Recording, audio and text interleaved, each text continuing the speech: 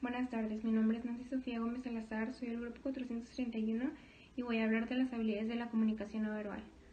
La comunicación no verbal pueden ser las posturas, los gestos, las miradas, los asentamientos que ayudan a expresar los sentimientos y las emociones. También ayudan a confirmar un mensaje verbal y se pueden definir como metacomunicaciones, ya que requieren una reflexión. Existen 5 diferentes tipos de dimensiones que constituyen la comunicación no verbal. Está la sinestesia, la paralingüística, la proxemia, el entorno y el tiempo. La sinestesia es expresar sentimientos y emociones mediante gestos y postura. La paralingüística, sus elementos pueden ser la risa, el llanto, el silencio, y sus factores son el volumen, la fluidez, el tono y el ritmo. La proxemia es la distancia o espacio personal entre un interlocutor y el otro. El entorno es el ambiente físico que envuelve los comunicadores. Y el último es el tiempo, que ayuda a generar un clima adecuado para los interlocutores. Hay matices culturales que influyen en nuestro lenguaje corporal. Nuestra forma de hablar se define por nuestra cultura o las influencias de nuestra familia, y pues todos los elementos antes mencionados, los elementos paralingüísticos, ayudan a determinar o son muy importantes para la buena comprensión de un lenguaje. Buenas tardes, soy Álvaro Góngora y les voy a hablar sobre las funciones del comunicador. El comunicador es aquella persona que tiene el rol de expresar algo. No importa ni la edad ni el grado de estudio de dicha persona. Por ejemplo, un niño.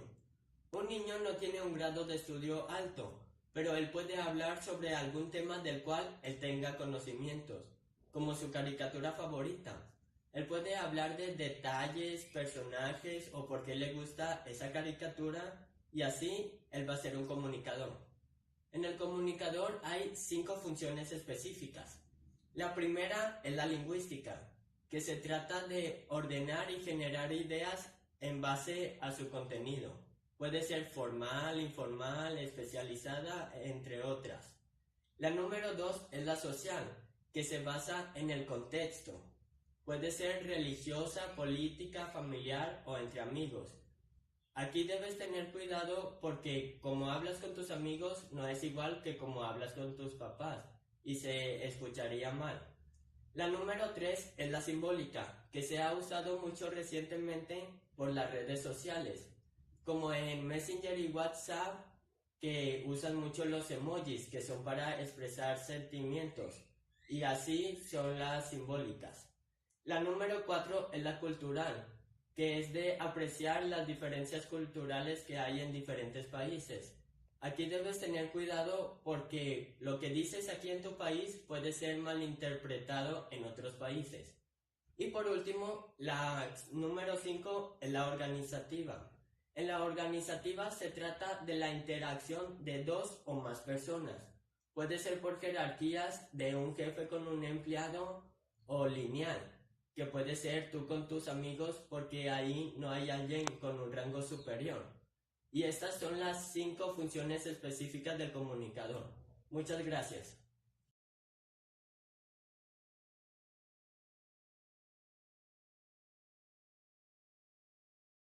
Sobre la escucha activa y las habilidades para la comunicación oral. La escucha activa consiste en una estrategia que es el comprender o el demostrar de que has comprendido lo que has escuchado de una persona.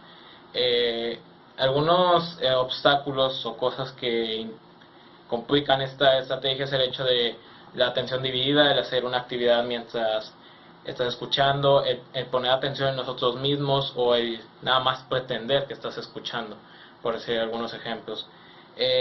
Las actitudes que fomentan mucho estrategias son el hecho de la confianza, el hecho de que haya unas ganas de escuchar lo que se está diciendo, entre otras cosas.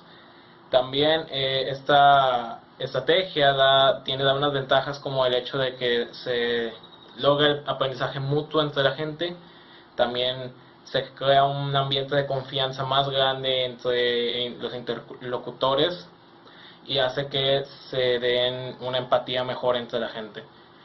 Además de la escucha activa, también es muy necesario comunicarnos con la gente, lo que implica la comunicación oral. La comunicación oral se divide en dos fases, la comprensión y la expresión. La comprensión para entender lo que nos está dando un interlocutor, y la expresión para saber cómo expresarnos, ya sea de distintas formas.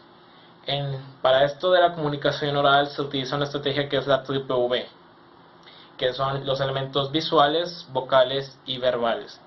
Los elementos visuales implica todo lo que es la apariencia de la persona, ya sea, por ejemplo, yo que estoy usando ahorita un traje formal, y ya sea el corte del pelo, ya sea cómo se esté moviendo las facciones, todo eso.